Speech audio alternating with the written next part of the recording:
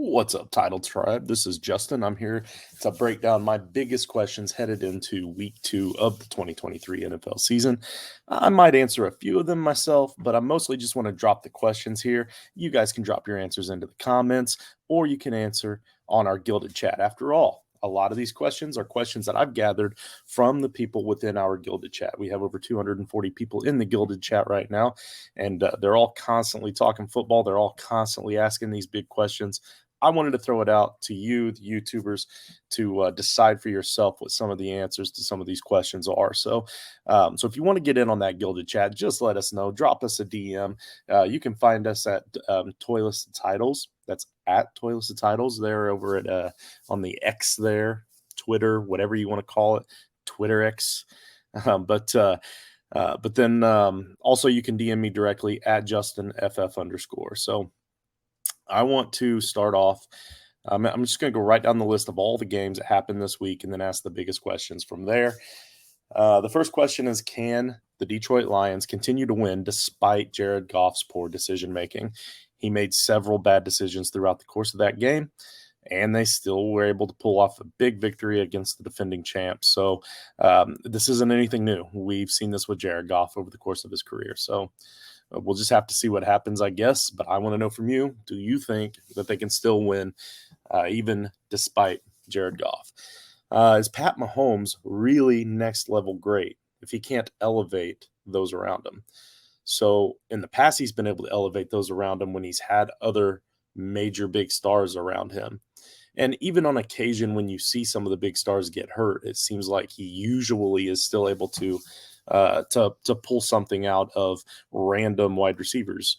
He wasn't able to do that this week, so maybe there's more to it. Maybe he does need a few big stars for him to be able to elevate everyone else. Not saying he's not one of the greatest quarterbacks. Please don't hear what I'm not saying. I'm just saying without those big weapons, how powerful is he really? I guess we'll find out. Only 18 attempts for Desmond Ridder, but it allowed really great efficiency at an 83.3% completion rate. And can they continue to win this way? Can they continue to win with Desmond Ridder only throwing the ball 18 times? Will the Falcons throw more and trust their quarterback more? Or was this just a case of them trying to take what the Panthers were giving them? Did they see something that they needed to do, that they needed to exploit, and they decided they needed to run the ball that much? I guess we'll find out in week 2. Could Hayden Hurst be a viable starting tight end for your team this season? And I'm talking like a regular week-to-week thing. He had 5 catches, 41 yards, and a touchdown. Bryce Young is a rookie. Rookies that still need polishing tend to love those outlet guys. Hayden Hurst is a solid outlet guy when he's given a lot of opportunities. I don't know. I guess it's possible. Does Joe Burrow need early season losses to motivate him? The Bengals have traditionally had slow starts that have led to big finishes on the season.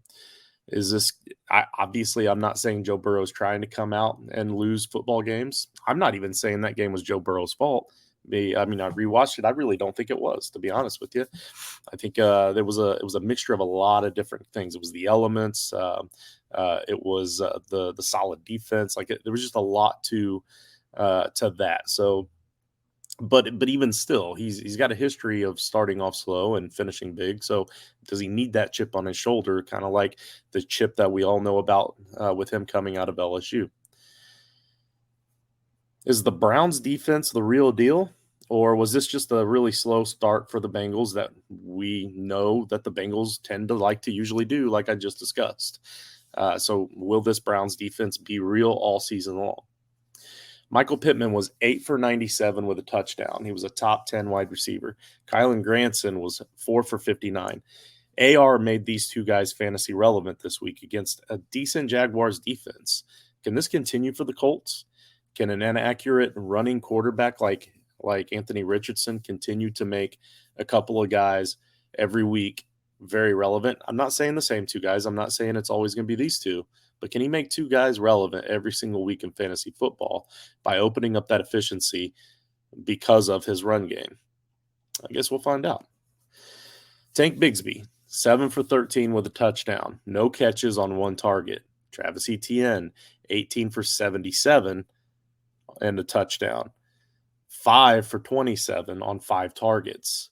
Do we still expect this kind of split moving forward, or will Tank earn more carries? If so, when do we expect this? When do we plan for Tank Bigsby to slowly start taking more carries from Travis Etienne, or do we? Because like I said, you heard the numbers: 7 for 13 for Bigsby with the TD, and not anything in the passing game, and then 18 for 77 with the TD for Etienne on 5 targets. He also had 5 catches for 27 yards. So a very efficient day for Travis Etienne. Not so efficient for Tank Bigsby. Baker Mayfield was a QB1 against a poor Vikings defense.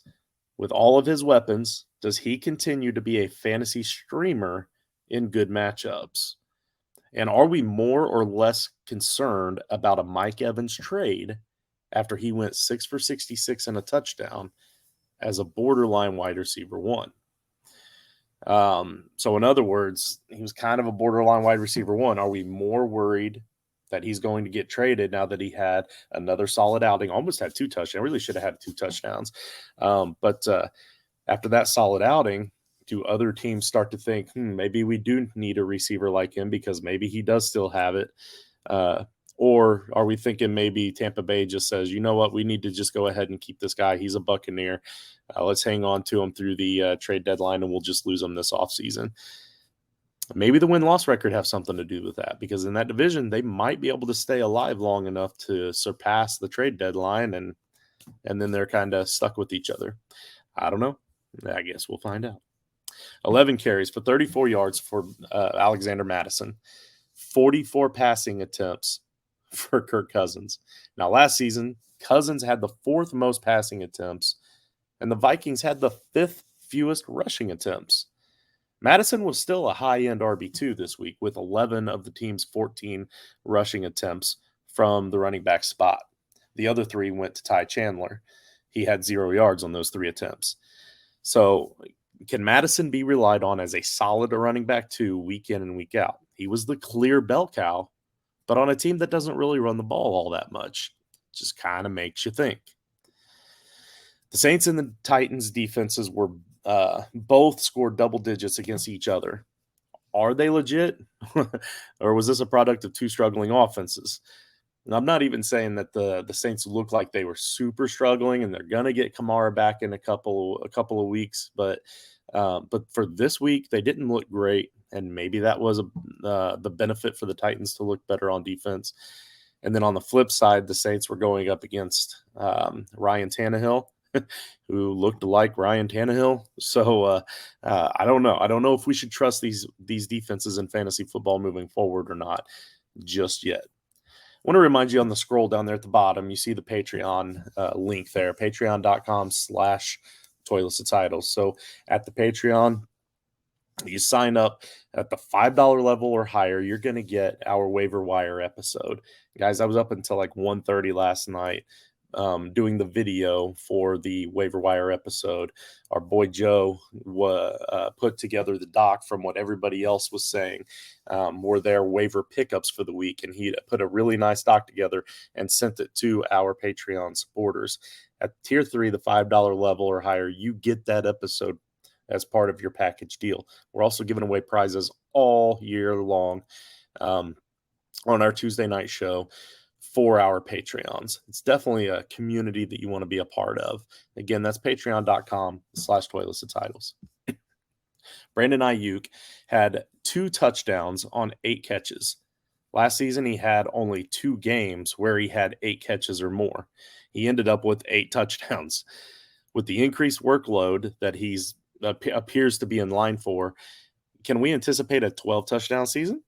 Can I hear 12? Huh? Anybody? All right. The 49ers defense, really that good? I don't know. The Steelers offense, really that bad? No, I don't know. I'm kind of hoping that it's more so that the Niners defense is really that good. I had a lot of high hopes for the Steelers offense. I had a lot of high hopes for that Steelers defense, and they looked flat and they looked like crap. compared to that Niners defense on the other side. So, um, hopefully things will straighten out for Mike Tomlin and the Steelers there. But did Arizona miss their opportunity to get their only win of the season? It looked like it was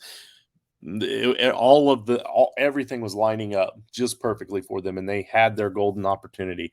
Honestly, I think if they had Colt McCoy, that probably would have been just enough because Dobbs did not look good. Joshua Dobbs looked absolutely horrible. All right, the next one, the Commanders, 2 fumble recoveries, 3 sacks, 0 offensive touchdowns allowed, 210 yards allowed, all without Chase Young. And he was out with a stinger, which means he's most likely going to play and be ready for week 2 at Denver. Are the Commanders' defense finally what we thought they eventually would become, or was this all just a product of the bad Cardinals offense? We were told there was going to be a committee backfield in Houston. Pierce was 11 for 38. That was 3.5 yards per carry. Singletary was 7 for 15 yards. That was a 2.1 yards per carry. Mike Boone and Pierce split the third down looks. Is Singletary a viable RB2, considering the game got out of hand in the third quarter, and this could be a regular thing with the Texans? I don't think so. I really don't think so. I feel like Pierce is the guy. It's not going to be as much of a committee. It's going to be more Pierce as the season goes and less Singletary. And yeah, there will be a lot of third down splits between Mike Boone and Pierce, meaning Singletary will get pushed out even more. So, unfortunately for Singletary, he's slowly become one of those players that goes to Houston to end their careers, I believe. Gus Edwards or Justice Hill? Edwards was 8 for 32. Hill was 8 for 9, but Hill had 2 touchdowns. It appears as though Edwards is going to be more of that in between the 20s kind of guy, the higher floor between the two, if you will. And Justice Hill is going to be the guy that gets most of the goal line work and is going to have the higher ceiling there. So it kind of depends on your team makeup and where you're at with this and how much you have to spend in your fab to get them. But at the end of the day, I do like them both. They both have their certain talents, their certain skill sets. Absolutely feel bad for J.K. Dobbins, man. I really hope he can bounce back in some way and at least make a roster eventually. The poor guy, it's so much like Marlon Mack's story. It's unbelievable.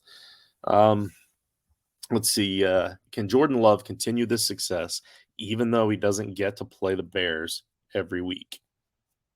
I don't know.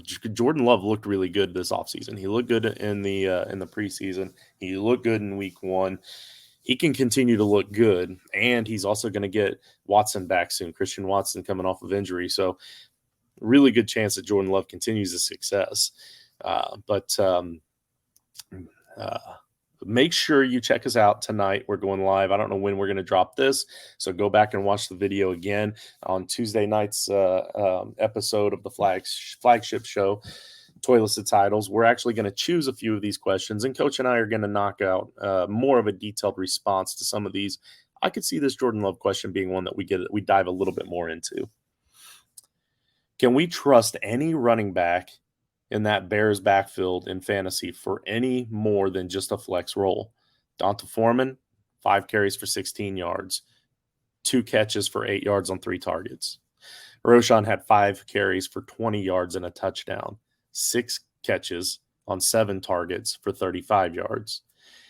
And Khalil Herbert had 9 carries for 27 yards, 3 catches for 37 yards on 5 targets.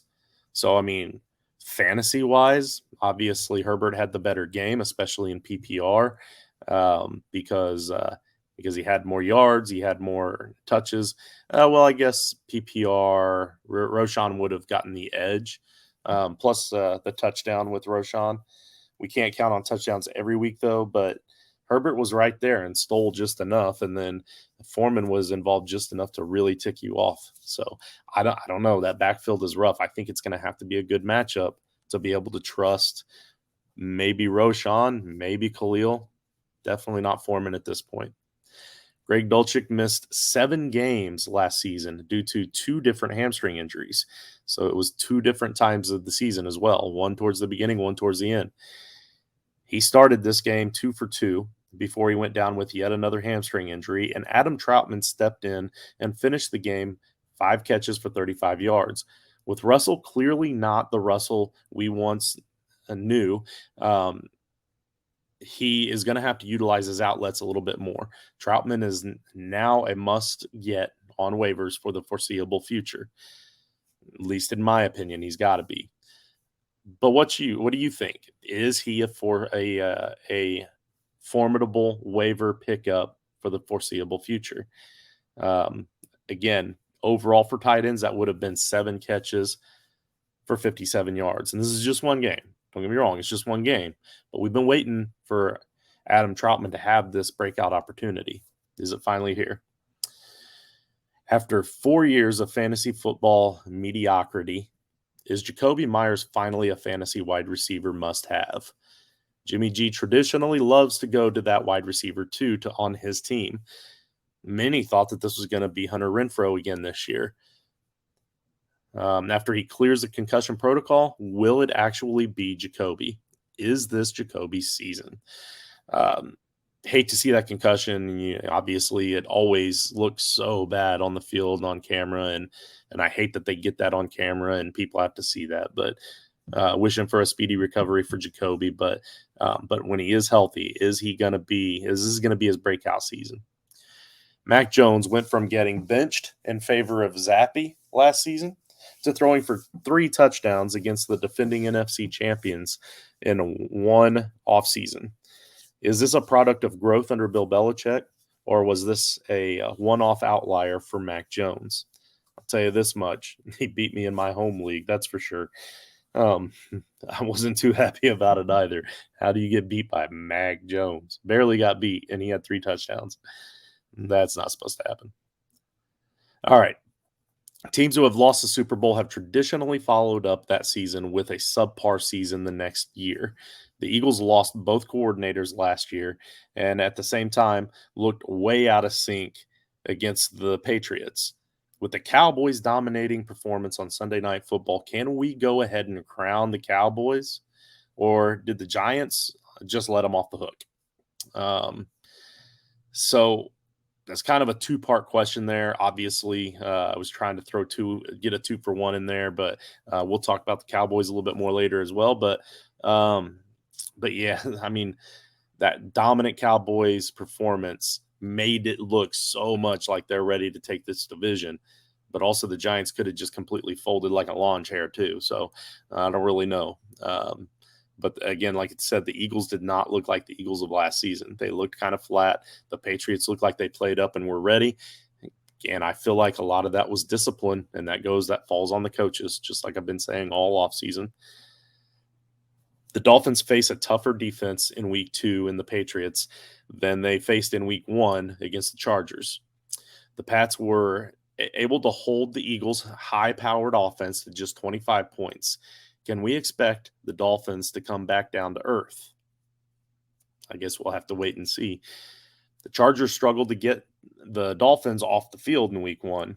In week 2, they faced the Titans, who struggled to keep their offense on the field. Will the Chargers defense be good enough to help the Chargers offense score a lot of fantasy points for us? As in Eckler, the top running back for week 2. Can Eckler be the top running back in week 2 against that Titans defense? Cam Akers was 22 for 29 with a touchdown. Kieran Williams was 15 for 52 with 2 touchdowns. Are the Rams featuring the wrong running back? So on 7 fewer rushes, he had, I guess that would be 23 more yards and another touchdown. Kieran Williams did. He definitely looked like a more talented back. I'll tell you that. The highlight film looks a lot better on Kieran Williams than it did Cam Akers. But Cam did some good things too. He also had the touchdown, but he hit some holes. And, I mean, they play a different role. I get that. But could we be seeing more of a 50-50 split instead of like the 65-35 that we saw? The Seahawks looked flat against the Rams in week 1. In week 2, they faced the juiced Lions squad coming off of a huge win against the Super Bowl champs and a few extra days off as well. Are we worried about another bad week for the Seahawks? Will Dak Prescott be fantasy relevant if he doesn't need to be fantasy relevant? Obviously, this is a week 1 only type of comment. This isn't going to happen every week. But could it happen a lot of weeks where the Cowboys defense is just so dominant that they don't even really need Dak? They don't even really need CeeDee Lamb. They don't even need all of those tight ends that dropped so many wide open passes and a few of them in the end zone. They didn't need all that because they had such a lead. So then does that make Dak less fantasy relevant? I don't know. Hopefully the other opposing teams can at least stay in the game for a full half to get us some fantasy points. The New York Giants, who are they? And I don't just mean that to take a stab at them. Like, I mean, it seemed like they had turned a corner. It seemed like they had started to come around. It seemed like they had gotten better and that Daniel Jones had settled down. And then we get this. Who are they? What is their identity? What are they trying to do here? The Bills have done little to try to add to their talent over the last 2 off seasons. It's starting to show. Is this arrogance? Do they just assume that they are the best in that division? Or are they more worried about maybe future salary cap or what? I don't know what it is. I don't understand why they're not making changes to that offense, to that defense, to really try to help secure a better looking roster because they're slowly slipping. They're slowly getting worse and worse. And other teams in their division are all slowly getting better and better. All 3 of the other teams, as a matter of fact. One of those being the Jets. Has Zach Wilson matured enough in his very short time behind Aaron Rodgers this offseason for the team to actually rally around him once again? And if so, is it going to be enough to really get them over that hump? So we heard today that Robert Saleh said that this is Zach's team. Well, yeah, by default, technically, I guess so. But the team kind of quit on Zach last season. We all know that story, and it didn't seem like any of them really liked Zach all that too much. It looked like they rallied around him last night. It looked like they were celebrating with him. It looked like he had maybe, mended some of those bad ties that they had. But at the end of the day, we don't know, right? Is it what's it going to take for him to lose that trust again? Do us a favor and hit that like and subscribe. Hit that bell. Make sure you turn on those notifications for when we go live so you can help us out. And also, I want you to check out our sponsors, joinrival.com/titletribe and trophysmack.com/titletribe. For Join Rival, it's a fantasy sports gambling site. You go there, drop $200, up to $200, and they'll match it.